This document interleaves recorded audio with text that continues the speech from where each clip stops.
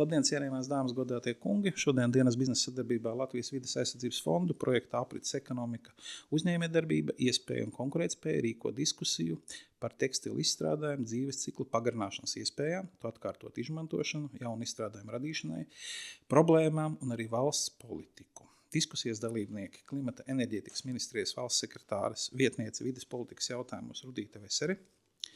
Labdien! SIA Eko Baltija vide tirdzniecības departamenta vadītājs Kristaps Dreimanis. Sveiki!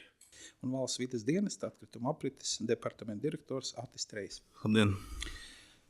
Sāksim ar pirmo jautājumu. Cik te liels apjoms tekstila Latvijai gadu nonāk savākšanas konteineros? Jā, bet sākot, es gribētu arī minēt to apjomu, kas mums nonāk arī tirgu, kas tiek realizēts katru gadu. Ja mēs skatāmies 2025. gadu, iepriekšējo gada rezultātus, tad nedaudz virs 17,000 tonnām tiek tirgo novietots apjoms, kas tālāk arī nonāk atkritumos, un šis te kopējais apjoms, kas tiek savākts, ir aptuveni 36%, kas ir nedaudz virs 5,000 tonnām, un attiecīgi lielākoties šis apjoms, kas tiek savākts, tālāk tiek nodots atkārtotai lietošanai vai attiecīgi sagatavots atkārtotai lietošanai. Ja mēs sadalām šo te ciparu vēl sīkāk, tad attiecīgi ražot atbildības sistēmas ir tas faktors, kas nodrošina Latvijā, kad šī sistēma strādā, attiecīgi, kad ir nodrošināta iespēja, ka tekstila materiāli tiek savākti, tālāk arī nogādāti uz šīm te iekārtām, kas tā apsaimnieko, gan tālāk arī sagatavo atkārtotā reģenerācijai, gan arī tālāk, teiksim, nodot reģenerācijai, vai arī, teiksim, šī te ļoti mazā apjoma arī pārstrāde. Ja mēs skatāmies ražot atbildības sistēmas efektivitāti, tā principā ir mazliet mazāka nekā kopējais tirgus Latvijā. Attiecīgi ražot atbildības sistēmas ietvaros tiek savākts aptuveni 4,2 tūkstoši tonnas tekstila materiālu, un tālāk sagatavots atkārtotai lietošanai 1,5 tūkstoši tonnas. Tas aptuveni ir kopējais cipars, procenti no kopēja apjoma 24% aptuveni. Ja mēs skatāmies uz to kopējo, kas ir Latvijā, tad tas ir 36,5%. Līdz ar to ražot atbildības sistēmām arī vēl ir šis te handikaps, kur augt, un attiecīgi šis te apjoms vēl Latvijā ir pieejams. Dreimaņkungs. Ikdienā savācat. Ikdienā savācam. Kā tur izskatās ar to ražotāju atbildības sistēmu, un kas ir varbūt tie, kas nav tajā sistēmā, bet tāpat nonāk pie jums? Tieši tā. Tas apjoms mūsu atbildības sistēma, ar ko mēs ikdienā strādājam, Latvijas zaļais punkts. Un attiecīgi tās apjoms, kas viņiem nepieciešams pēc šiem te noteiktajiem procentiem, tas, kas mums ir obligāti jāsavāc. Protams, ka mēs savācam krietni vairāk. Pagājušais gads izskatās ap 3,000 tonnām, ko mūsu konteineros ir nonācis. Tā kā, principā, lielākā daļa no Latvijas tekstila kopā ar mums mūsu konteineros ir nonākuši, kopā ar mūsu sadarbības partneriem, tā kā mums paliek daudz, bet paliek tekstils pāri, kurš ražotāju atbildības sistēmām nav vajadzīgs, un tā jau ir mūsu pašu atbildība vēlme, tāpēc mēs pavisam godīgi pēdējā laikā konteinerus liekam ļoti maz jauns, tāpēc, ka šī ražotāju atbildības sistēmā apjoms ir izpildīts, bet tur ir iespējas, kā to palielināt. Tā kā tur ir vēl iespējas, kur augt. Veseres kundze, valsts politika un loma šīs sektora veicināšanā, lai viņi vairāk savāc vai otrādi, kā pat Dreimaņkungs teica, ka ražot atbildības sistēmā viņi savu savāc un pat ar uzviju vēl izrādās vēl vairāk. Droši vien jāsāk ar to, ka šeit ir ieviesta ražotāju atbildības sistēma, un attiecībā uz tekstilu šādas sistēmas šobrīd jau jābūt izveidotām visās Eiropas Savienības dalību valstīs. Latvija to izdarīja jau ātrāk nekā bija noteikts, tātad, ja pārējām valstīm bija no 25. gada, mēs to uzsākām pilnā apmērā 24. gadā jau, bet pirmsākumi ir vēl iepriekš, kad komersanti vienkārši projekta ietvaros uzstādīja šos tekstilu konteinerus, saprata iedzīvotāju gatavību un vēlmi šādā veidā šķirot un nogādot šos tekstilu izstrādājumu atkritumus vai nevajadzīgo tekstilu izstrādājumu, kuru var tālāk vēl izmantot. Un līdz ar to mēs varējām sākt ātrāk šo sistēmu. Kāpēc es saku, ka pilnvērtīgi 24. gadā? Tāpēc, kad ražotāja atbildības sistēmas pie mums tiek, lai motivētu viņu izveidi un ražotāju paplašinātu atbildību īstenot, tad mums ir ekonomiskais instruments, tas ir dabas resursu nodoklis.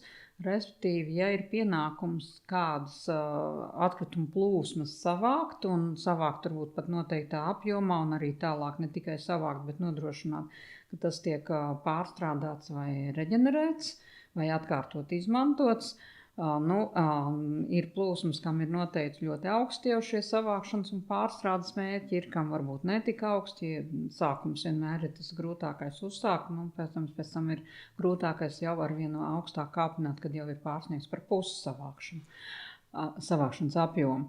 Tātad tas ir dabas resursu nodoklis, respektīvi, attiecīgi ražotājs, kuram būtu jābūt šajā sistēmā vai jāizveido pašam šādu sistēmu, jo mums ir tā brīvā izvēle nevis viena sistēma valstī, bet tā tad ir iespējas veidot katram uzņēmumam kaut vai savu sistēmu. Kā pierāda praksa, tad liederīgāk ir veidot vairāk šādas sistēmas, lai ražotāji, kuriem ir šī atbildība, varētu izvēlēties, kur no sistēmām viņiem ir visatbilstošākā.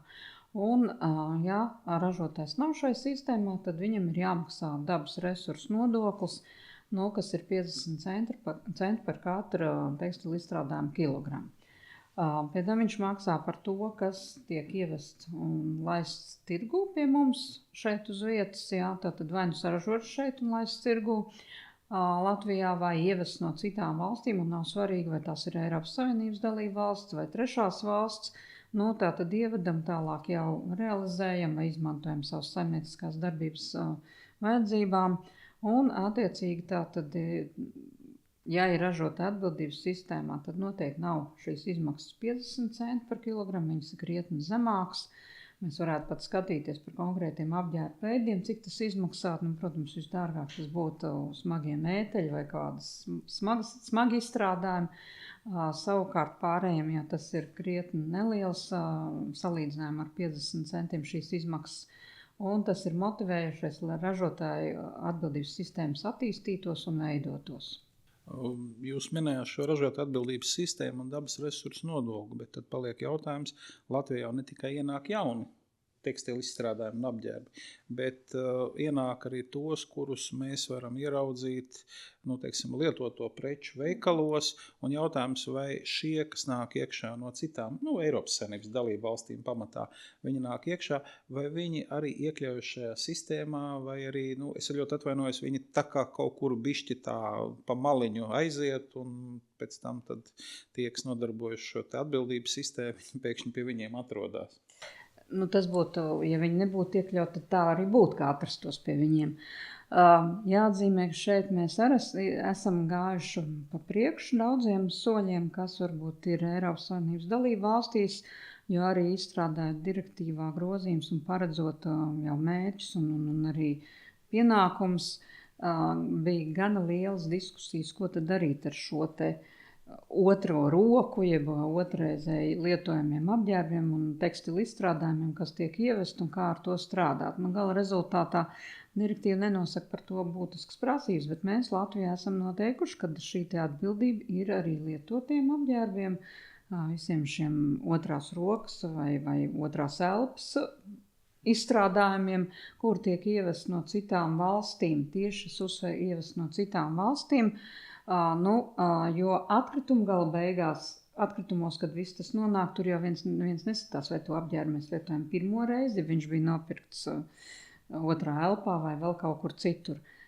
Nodoklis neattieksies uz to, kas ir savākts šeit un otrreiz aiziet apgrozījumā. Tieši tāpēc, lai veicinātu, kad nevis vienkārši izmet, bet to, kas ir vēl izmantojams, lietojams, lai viņš nonāktu vai nu ziedojumos, vai par simbolisku cenu tiktu pārdots tais pašos veikalos, kur, piemēram, pārdod jau ievesto lietotu apģērbu, varbūt pavisam citos veikalos, bet lai būtu šī liederīgā izmantošana un aprit, un lai visi būtu vienādos apstākļos un ar vienādu pieeju. Treja kungs.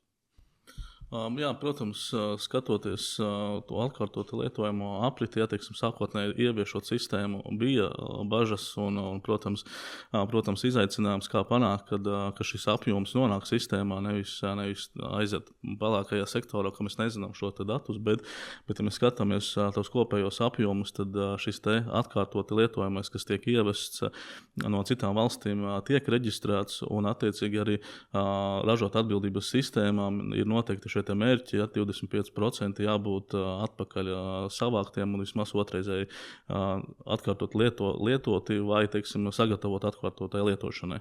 Un teiksim, tā sistēma mums ir tiešām izdevusies. Varbūt mēs esam, teiksim, tā mazliet priekšā arī citām valstīm, salīdzinot ar Baltijas valstīm, ka mums nāk arī šie te jautājumi, kā mēs esam sistēmu izveidojuši, tad mēs redzam, ka mēs esam šo te pussolīti priekšā arī kaimiņu valstīm. Tas mums arī tāds pozitīva tāda arī iezīme tieši uz tekstilu materiālu apsaimniekošanu. Vai 25% nav pamaz?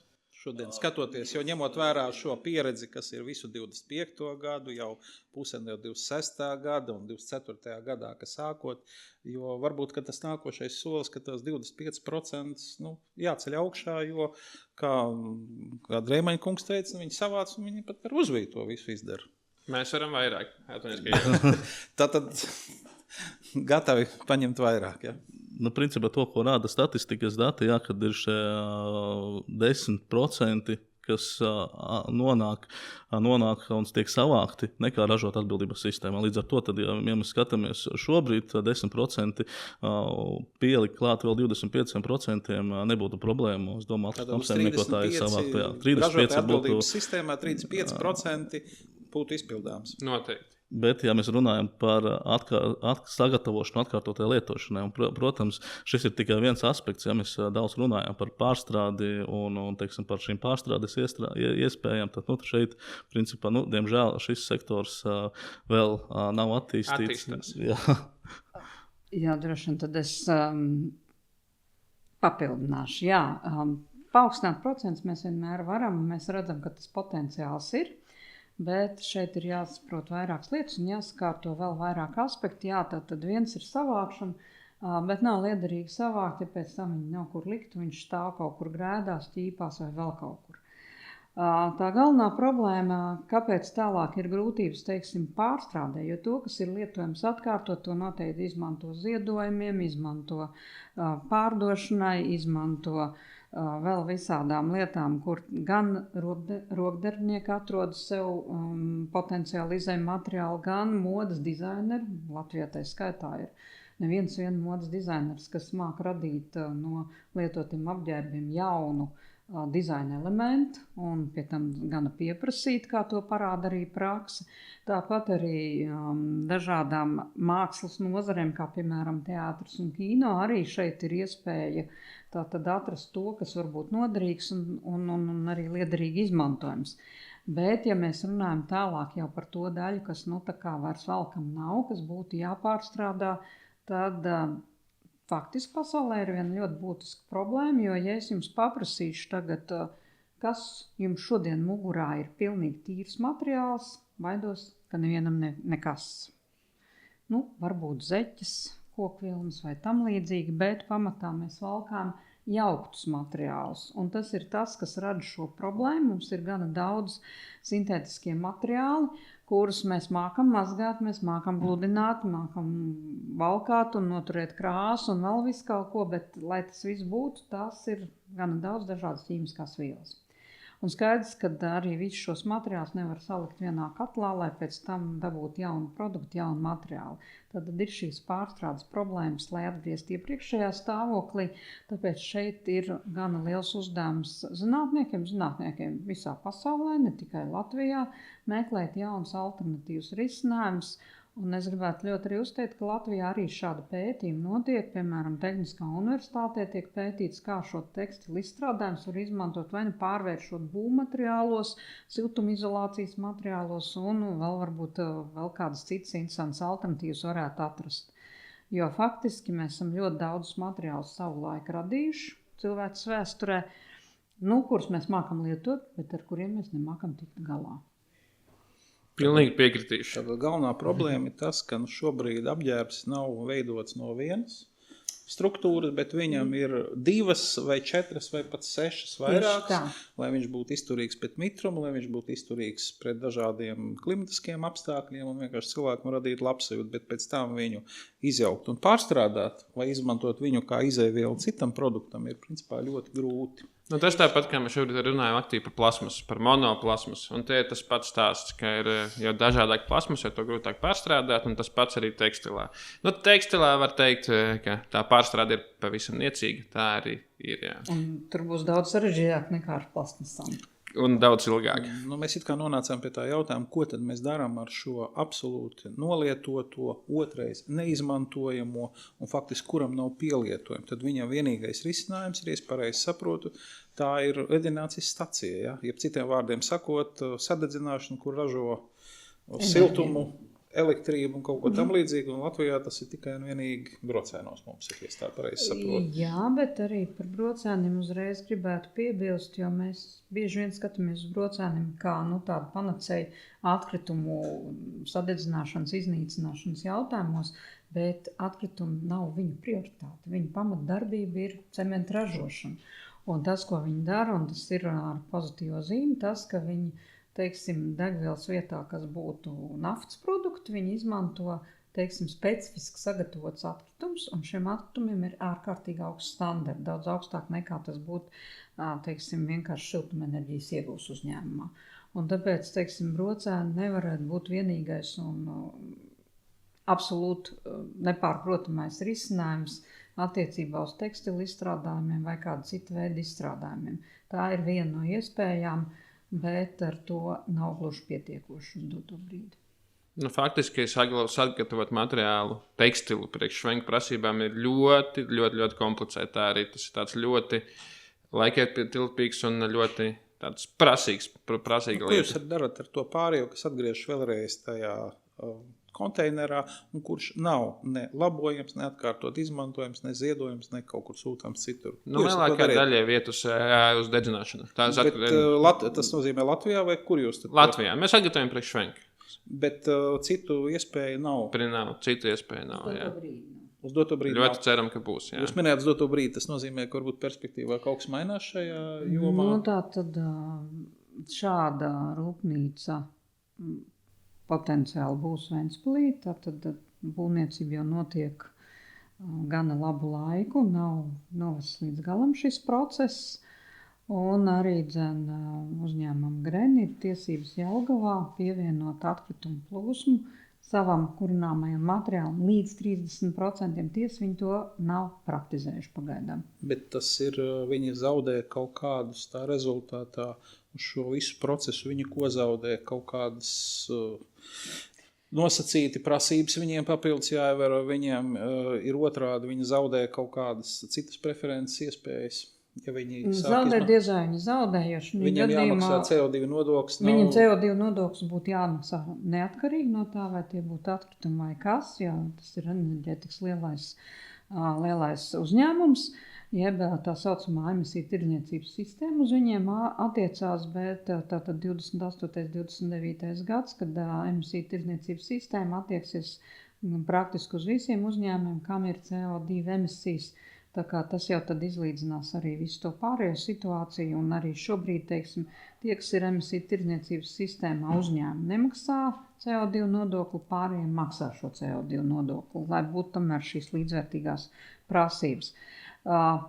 Uzņēmums pats izvērtē, vai viņš ir gatavs attiecīgas prasības izpildīt, un viņu atļaujā tas ir ielikts ne jau ar kādu uzspiestu viedokli, bet tā ir bijusi viņa izvēle, ka viņi pieļauj, ka viņi varētu arī perspektīvā kā alternatīvu kurināmo pievienot specifiski sagatavots atkritumus.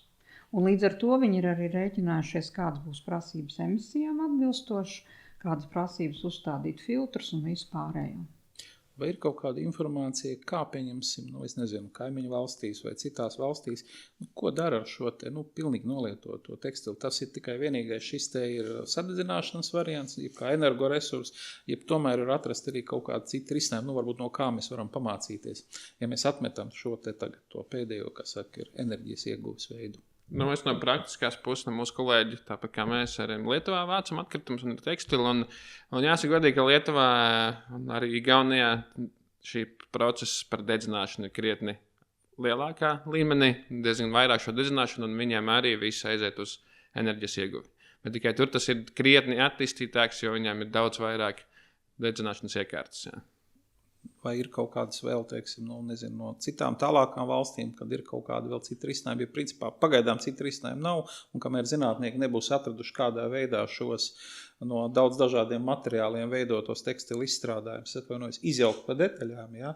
Tikmēr pagaidām nekāds risinājums. Mēs arī skatāmies, mums procentuāli, kas aiziet, ir ļoti neliels šis procents. Principā, kamēr otrā dzīve ir iespējama, un, protams, ka tas eksports mums notiek uz daudz un dažādām valstīm. Latvijā paliek ļoti minimāli, viņš aiziet uz dažādām valstīm, šis otrreizējais tekstils, un tas, kurš nederīgais, viņš ir procentuāli ļoti, ļoti maz. Tiešām, kas ir ļoti slabs, tiešām ļoti netīrs un šādi produkti, bet principā maz ir tas procents. Tā kā es ļoti stipri šaubos, ka ir jāskatās uz to nederīgo daļu, bet jāskatās vairāk tomēr uz to derīgo daļu, ko vēl ar viņu var izdarīt. Tā kā tā pārstrāde noteikti būs, ja viņa būs par tiem labo daļu. Par to slikto daļu tas ir normāli, ka kaut kas tiek sadedzināts. Tas ir ļoti normāls process. Jā, protams, pasaulē ir šāda praksa, un vēl tas minēja, kā faktiski zinātniekiem šeit ir gana daudz ko darīt. Un tas varbūt tikai pasvītro to, ko mēs esam, varētu pat teikt, jau gadsimtiem darījuši, kā mēs radam jaunas preces, jaunas lietas ar unikāliem materiāliem, ar unikālām īpašībām. Mēs priecājamies, ka viņas var efektīvāk izmantot, bet jo viņas ir sarežģītāk pēc savu saturu un sastāvu un ķīmiskā sastāvu, jo viņas paliek problemātiskākas tajā brīdī, kad viņas vairs nav vajadzīgas, kad viņas ir nokalpojušas savu laiku. Jeb tā teikt, aprits vai dzīves ciklus, kas šobrīd jau tā kā paliek aktuāls un arī tas jau kā prasība tiek izvirzīts arī ekodizaina kontekstā. Ļoti garus gadus pasaules ekonomikā un industrializācijā nav ņemts vērā. Vienmēr ir prece vērtēta, kā viņi mums kalpos, kādu periodu vai viņi varēs labot. Tad bija kāds periods cilvēks vēsturē, kad tas arī nevienu īsti neinteresē, jo var taču viss izmest un viss ir labi. Bet saprotot, ka mēs tādā veidā zaudējam ļoti daudz resursus, jo mēs zaudējam tos resursus, ko mēs varētu pārstrādāt, izmantot vēl. Mums nav jāizmanto zemes dzīļu resursi, kas mums ir pieejami, no kuriem arī viena daļa resursi ir neatjaunami. Viņi ir tik, cik viņi ir. Un vienkārši viņus izmest ārā un aprakt arī, cik tas ir efektīvi un ekonomiski. Un otrs, ka daudzreiz aizmirst, ka mēs izmantojam arī zemes resursus, kur mēs izvietojam šos atkritumu poligonus, un kas ir teritorija, ko ļoti, ļoti ilgstošu laiku nevarēs izmantot nekam citam, un tātad tas ir zaudēts resurss arī saimnieciskai darbībai, rekreācijai un visam pārējiem. Protams, pie taupīgas resursu izmantošanas jājautā, vai tas nenozīmē, ka vajadzētu tomēr būt kaut kādam stimulam, lai tos tekstilu izstrādājumus, kur ir kaut kā saplīsuši, sabojāti, veicināt viņu, es atvainojos, labošanu, sašūšanu, atjaunošanu, vēl kaut ko. Mēs varam kaut ko darīt, Dreimaņkungs, šajā jautājumā, ja tur ir atkal kaut kādi zemteksti? Mēs jau pēdējiem 3 gadiem esam, varētu teikt, gandrīz jau iemācījušies labi labot elektropreces. Mums ir veikals Lab, kur notiek šie remontdarbi un remontējam elektropreces. Un es domāju, ka mēs esam ļoti tuvu tam, lai sāktu arī, var teikt, labot, uzlabot arī tekstilu. Jau ir pieejams mūsu veikalā, jau var iegādāties jau šo te tekstilu, kā mazu kā preci, bet es domāju, ka tas ir iespējams. Kā tas būs praksē, tā elektrotehniska labošana arī nav vienkāršs process, bet es domāju, ka tekstils ir tas, kur mēs ejam, un es domāju, ka drīzumā to mēs arī faktiski arī darīsim. Dreikungs, jūs redzat šos aizmetnes, kad šī labošana varētu būt tā, kas paildzina šo dzīves ciklu un vienlaikus neprasa jaunus resursus, lai iegādātos jaunus. Jā, noteikti tā ir nākotne. Tas ir virziens, kurā mums arī jāstrādā. Viens ir, protams, mēs runājam par mērķiem, kas, teiksim, varbūt ir tieši uz savākšanu, ir palielinājumi, bet, teiksim, pretī, protams, jāstāsta, kur tur šo materiālu likt. Mēs runājam par pārstrādi bišķi arī nākotnes formā, un arī tas sākums šobrīd ir starta pozīcija ir laba. Teiksim, ja mēs skatāmies arī to kvalitāti, kādā mēs atkritumus savācam, tad, teiksim, no tā savāktā apjoma 72% aiziet otrreizē izmantošanā, tad paliek tikai šie 28%, kuri tālāk nonāk vai poligonā, vai tiek nogādāt reģenerācijas iekārtā. Teiksim, tas procents jau salīdzinoši ir mazs, bet, protams, jāveicina šī atkritumu savākšana, un, protams, jāmeklē tie risinājumi, kur tad šos materiālus tālāk pārstrādāt, izmantot citiem mērķiem, bet lai nenonāk, protams, poligonus. Vai valsts politika būtu vajadzīga, lai vairāk, sašūtu, salabotu tos apģērbus un turpinātu viņus izmantot, nevis es atvainojos uzreiz uz to tekstilu savākšanas konteineru tomēr sūtīt? Valsts politika faktiski to jau ir arī pateikusi, kad mēs esam par to, ka arvien vairāk ir jāskatās, kā var pagarināt jebkuras lietas, jebkuras preces lietošanas vai dzīves ilgumu. Tātad, lai varētu viņu gan labot, par apģērbu es negribētu teikt remontēt, tas nebūtu īstais vārds, bet gana daudz ir arī dažādi iniciatīvi, kur ir iespējams apģērbus aiznest salabot. Pavisam jauna iniciatīva tāda, kas pēdējā laikā attīstās, kad ir arī šie uzņēmumi, kur ir profesionāli meistari, kas labo, bet kas ir gatavi arī mācīt pašus preču īpašnieks, lietu īpašnieks, kā viņiem pašiem salabot kaut ko diezgan vienkāršā veidā. Tā kā šī kustība jau savu laiku uzsākās vairākus gadus atpakaļ attiecībā uz elektrotehniku, kā tika minēts, uz mēbelēm, uz interjera priekšmetiem, tad apģērbs tas ir nākamais solis. Mēs jau arī savus mīļākos apavus parasti mēģinām atrast labu meistaru, kas salabos, lai varētu ilgāk valkāt, jo tas, kas ir savs zābaciņš, tas ir tuvāks tā kā sirdī un arī lietošanai. Un tieši tādā pašā veidā, tas ir jautājums, kā mēs šīs lietas attīstam un cik daudz mēs pasakām, jo veidojot pirms gada aprits ekonomikas tāda ceļved uz labajiem piemēriem, konkrēti ministrijas kā vadošā partneri īstenotajā LIFE projektā no atkritumiem uz resursiem. Mēs konstatējam, ka Latvijā ir gana daudz labo piemēru, kur šī otrā dzīve tiek dota, ir šī labošana, ir šī remontēšana. Tikai jautājums ir, cik daudz mēs par to zinām. Un tāpēc, teiksim, ir iespēja arī skatīties vairākās arī izveidotās platformās, Lieto vēlreiz, piemēram, kas ir izveidot, kur arī var skatīties, kam varbūt noder kāds, kur var padoms smelties, kā salabot, kur var aiznest salabot, kur varbūt ir kāds, kas ir gatavs paņemt arī tādu, kas ir jālabo un tālāk jau izveidot no tā kaut ko.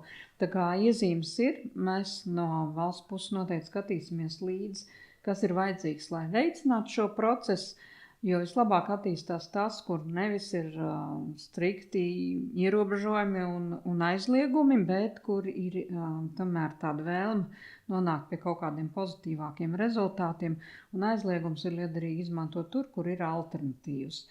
Un te vēl jāatcerās, ka šeit ir jāstrādā ļoti, ļoti daudz uz sabiedrību, uz sabiedrības informēšanas jautājumiem, zināšanu papildināšanas, jo bieži vien cilvēkiem pietrūkst tās informācijas un izpratnes, ko var darīt, kā var darīt, un šeit tāpēc ir svarīgi, jo ja mēs noteiksim tikai uzņēmumiem, ka viņam ir jābūt nodrošinātam, ka kaut kur šos apģērbus labo, kad ir darbnīcas vai tam līdzīgi, par ko mēs apsveram, ka šāda atkārtotās lietošanas veicināšana un šāda procesa atbalsts varētu būt viens no ražotāja atbildības sistēmas pienākumiem, kas varētu būt nākamais solis no valsts puses, tad jebkurā gadījumā jāsaprot, ka arī patērētājiem ir jābūt pietiekam zinošam, saprotošam un ar vēlmi kaut ko mainīt savos paradumos.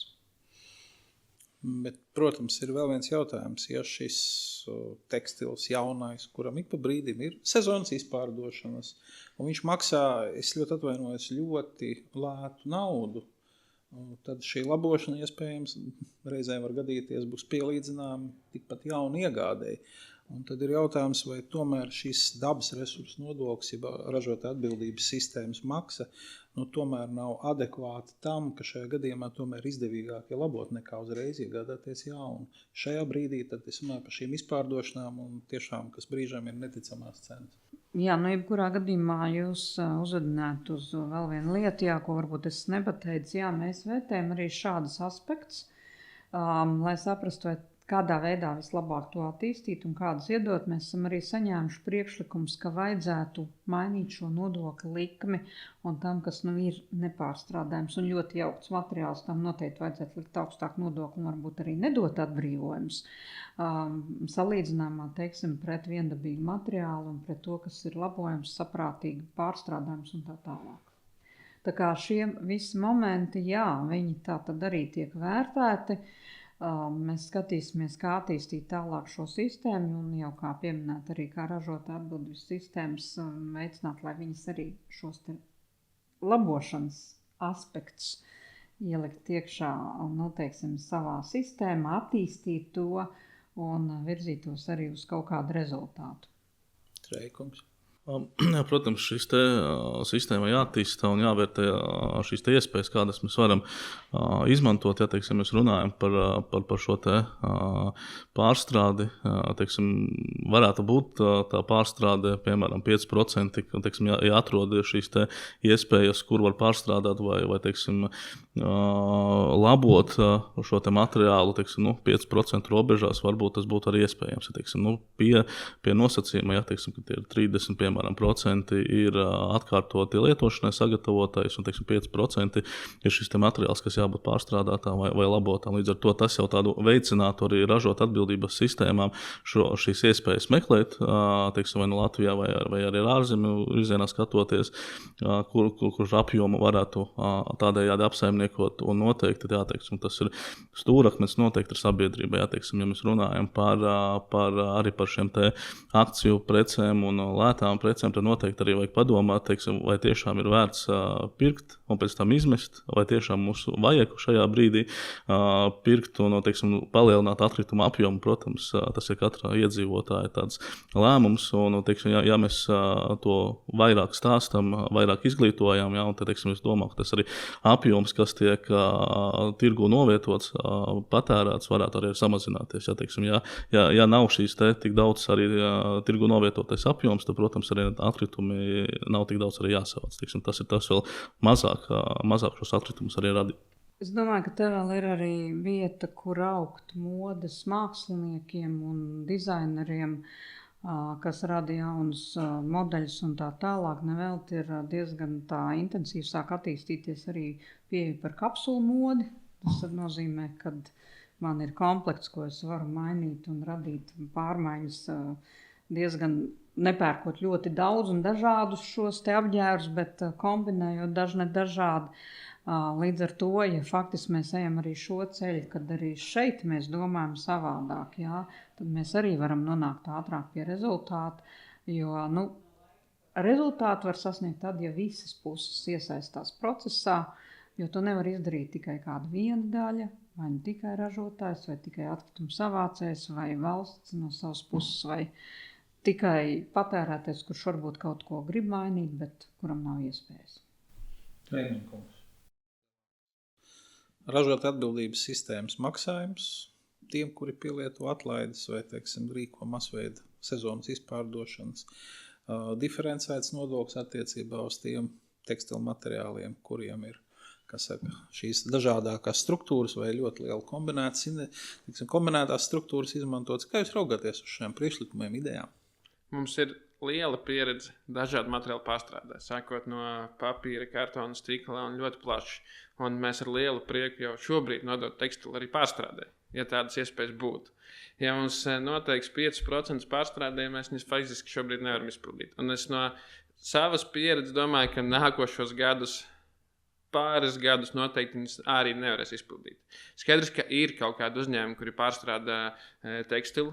Protams, ka ir, bet viņi ir ļoti, ļoti, ļoti šauras nišas. Ļoti šauras nišas, un tas tekstils, kas ienāk mūsu konteineros, neatbilst šai nišai. Tā kā, principā, mēs esam pilnīgi par to, ka ir jātīst, par to, ka ir jālabo, ka varbūt ka noteikti labošana vajag ielikt kā viena no rasu mērķiem, bet par pārstrādi no praktiskās puses tas, diemžēl, es neredzu, ka tas varētu strādāt. Jautāšu no otras puses. Varbūt nevis Latvijas līmenī, bet varbūt visas Eiropas Savienības līmenī ir jāizdara konkrēti nosacījumi, kādi materiāli vai cik liels materiāls, sajaukums vai šis te kompozīta sistēmas veidojums ir, pieļaujams, atļaujams līdz kaut kādam brīdim, un tad pēc tam automātiski tiek pārskatīts, tādējādi radot situāciju, ka visās Eiropas Savienībās dalībvalstīs ir vienādi nosacījumi, vienāds prasības, vienāds regulējums, un tad varbūt arī var runāt to, ko minēja, par kaut kādu pārstrādes apjomu, kurš varbūt tad arī jāizpild. Sāksim tieši ar Dreimaņa kungu. Cik gadus mēs gājām plasmasas pusē, lai būtu tāds vienots nosacījums? Man liekas, ka diezgan gadi, vai ne? Lai būtu tāds vienots kopējs. Un noteikti, ka tekstilā tas ir noteikti, kur jāiet. Jo, protams, ka ir jāatvieglo iespējas to pārstrādāt. Un, lai to atvieglotu pārstrādāt, skaidrs, ka tam jābūt maksimāli viendabīgam. Un tāpēc, ja tas būtu šāds kaut kāds Eiropas nosacījums, bet liela daļa mēs tik un tā zinām, ka ienāk ne no Eiropas tekstils iekšā, bet, protams, ka vienots noteikti visai Eiropai. Savienība var uzstādīt, arī importam ir vietējiem ražojuma. Viņi to var izdarīt, ja, viņi to darīs. Ar jābūt ļoti uzmatīgam. Bet kas tad ir pasūtītāji? Tie paši Eiropas tirdzniecības strādājuši tirdzniecības kompānijas. Un, ja viņi ir pasūtītāji, tad viņi preci ievedot Eiropas Savienībā arī atbilst tām prasībām. Tas pats attiecas uz lādētājiem, laikam, cik gadus tur aizgāja tas pats process. Vairāk kā 10. Bet tomēr to izdarīja. Tā kā nav jau tā, ka nevar izdarīt, ir vienkārši jāsaņemās. Bet tas nav, laikam, jebkurā gadījumā, kā jūs to redzat. Tas būtu iespējams, ka Eiropas Savienība nodiktē šos nosacījumus, uzliek nevis rīt no rīta, bet es atvainojos saprātīgs. Rīt no rīta noteikti ne. Termiņus, jā. Tas tā un nebūs. Jā, tas ir jautājums faktiski, ko mēs ļoti gaidām no Eiropas komisijas puses, kas tiek solīts, ka rudenī mēs ieraudzīsim jauno aprites ekonomikas aktu. Pēc šī brīža informācijas tā būs regula, kurai būs līdzi, kā teikt, vesela kaudze ar direktīvām, kuras tiks grozīts. Regula, ko tas nozīmē, to mēs neapspriežam, mēs pildam viņu. Tāpat kā mums nacionālos likums. Un, lai turētu šo vienoto pieeju tais valstīs, tāpēc arī Eiropas komisijai attiecībā uz vides sektoru un aprits ekonomiku arvien vairāk parādās regulas, nevis direktīvas, jo direktīvās ir tomēr kaut kādas variācijas iespējas un galvenais ir kopīgs. Ņemot vērā, ka šīs prasības valstīs pret preces kvalitāti ir atšķirīgas, tad Eiropas komisijā šobrīd strādā pirmie soļi ir ekodizaina regula, kas prasa izvērtēt pilnu preces ražošanas ciklu, arī šos atkritumus, ko ar viņiem iesākt, kā ar viņiem tikt galā. Bet ir jāsaprot viens, kad ir jābūt vēl vienam solim, ja mēs runājam par pārstrādi, jo pārstrādes kvalitāte, pārstrādes izmaksas, gala rezultāts, šis te produkts viņam ir jābūt tirgu noietam. Un, protams, ka viņš nebūs tik lēts, cik varbūt no Ķīnas ievests vienreiz lietojams vai apģērbs vai vienalga vienreiz lietojama prece, kura ir tā arī domāta. Lietos 1 dienu, 2 dienas, varbūt gadu, varbūt tikai dažas stundas, un pēc tam metam ārā un ņemam nākošo. Tātad pirmām kārtām ir jāpadara šie noteikumi no Eiropas puses tādi, lai tiešām šis pārstrādātais produkts būtu konkurētspējīgs. Tā ir arī, protams, vai nodokļu politika, gan prasība politika, gan viss kopējais. Mēs ļoti uz to gaidām un esam vairāk kārt jau vērsuši Eiropas komisijas uzmanību uz to, it sevišķi runāt tieši par plasmasām, bet tas pats būtu attiecināms arī uz tekstilu izstrādājumiem. Un attiecīgi, ja ir šie vienotie nosacījumi, un arī attiecīgi gan nodokļi, gan politika, gan vispārējo prasību politikā, tad arī mainās gan attieksme, gan pieeja jautājumiem. Kaut vai šis te moments, kad visi ir dzirdējuši tirdzniecības lapa, laikam skaitās Temu, ko cilvēki arī Latvijā ir ļoti iecienījuši un viss, bet nebija sevišķi godīga politika attiecībā gan uz nodokļiem, gan uz šīm te, apsaimniekošanas prasībām, atkrituma apsaimniekošanas prasībām, kur Eiropas komisija arī ir piemērojusi gan augstus sodus. Tātad rezultāts ir tāds, ka te mūs šobrīd jau interesēs, kā viņi var ražot atbildības sistēmas, realizēt Latvijā, nodrošināt, kad viņu ievesto, produktu iepakojums tiek savākts, apsaimniekots, un tātad viņi piedalās arī izmaksu sekšanā. Tā kā, tur ir jābūt gana kompleksai pieejai.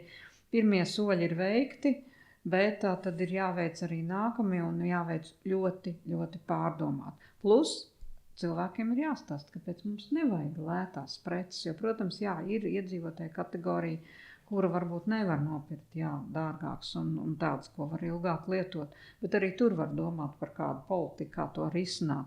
Bet tajā pašā laikā, lai nebūtu šis domāšanas veids, ka mēs varam ātri kaut ko iegādāties lēti, un tad, ja nav svarīgi, cik es ilgi lietoju, jo te var vairākus piemērus minēt, kaut vai tas, kad mēs pievienojam šai ražotāju atbildībai arī lietoto, ievesto apģērbu.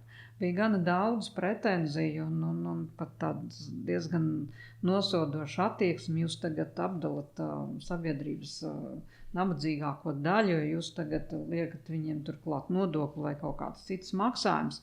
Bet te pašā laikā mēs zinām, ka te pašā daļā ir arī tā, ka nopirktais tēkrekls, kas maksā centus, pat ne eiro, ar visu to, ka viņam ir papildus vēl šie maksājumi par apsaimniekošanu. Viņš tiek valkāts līdz pirmajai mazgāšanai, un pēc tam vienkārši izmests ārā. Viņš netiek pat mazgāts, ko varētu vēl lietot un lietot. Un tas nav stāsts par to, ka varbūt cilvēks nevar nopirkt veļas mašīnu vai vēl kaut ko. Tas ir stāsts par pilnīgi kaut ko citu, par attieksmi. Ja? Un tas, kas ir skumjākais, ka Latvija kādos pēdējā 10 gadē, pat ne tik daudz, ir kļuvusi par tādu ļoti izteiktu patērētāju sabiedrību, ko rāda arī radītā atkrituma apjoms, jo, ja mēs runājam, ka pirms gadiem 7 mēs bijām tai daļā, kas ir Eiropas Savienībā, kā teikt, pēdējās 3 valstis, kur vismazāk rada atkritums, kas bija knapi 400 kg uz iedzīvotāju gadā. Šobrīd jau tas cipars ir pārsniedz 450, un mēs esam jau vidusdaļā Eiropas Savienības valstu skaitā, kas parāda, ka mēs pētam visu, kas lēts, ko var ātri lietot, ko nedomājam, kā lietojam, un metam ārā, un atkal pērkam jaunu nākamo lietu, tikpat vienreiz lietojam. Tā kā ir jāmaina arī šī sabiedrības domāšana, kas ir ļoti grūti, bet to var izdarīt, un to var izdarīt, ja visi kopā mēs strādājam. Trejkungs. Eiropas palīdzīgā roka. Noteikti, Eiropas palīdzīgā roka skaidri definējot šīs te prasības, kas mums ir jāievēro noteikti, kā palīdz, un arī attiecīgi mēs redzam to virzienu, kurā iet, bet jebkurā gadījumā, jau runāju par tekstilu, es iepriekš arī teicu, ka mēs esam bišķi to soli priekšā daudzām Eiropas valstīm, līdz ar to tas tāds piemērs mums, kā vēl izveidot ražot atbildības sistēmu, kura tiešām strādā, kurā ir šie atkārtoti lietojamie ievestie materiāli. Arī tas ir gan liels izaicinājums mūsu kaimiņu valstīm, piemēram, Lietuvai, bet mēs esam ar to tikuši galā un sistēmu izveidojuši, un noteikti mēs arī redzam, kur attīstīties, gan šī pārstrāde, kas ir vairāk atkrituma apsaimniekotāja pusē, gan arī sabiedrības šīs iesaiste, sabiedrības domāšanas maiņa, un attiecīgi arī, kas arī kā valsts vides dienas, kur arī, aktīvi arī iesaistās sadarbībā ražot atbildības sistēmām, ir šī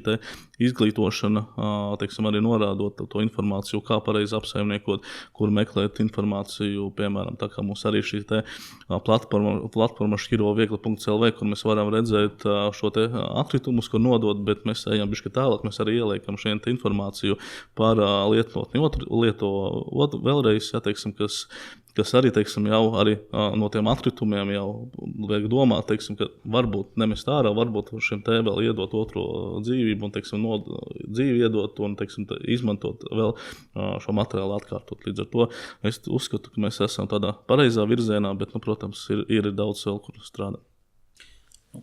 Liels paldies par šo diskusiju. Ir skaidrs, ka laikam pats būtiskākais ir tieši sabiedrības attieksmes izmaiņas, pārējais dabas resursu nodokļa, ražotāja atbildības sistēmas un visas Eiropas Savienības nosacījuma prasības. Tas ir tikai kā viens papildu instruments. Par šiem jautājumiem droši vien diskutēsim citā reizē. Šoreiz saku paldies, visu labu, uz tikšanos citreiz.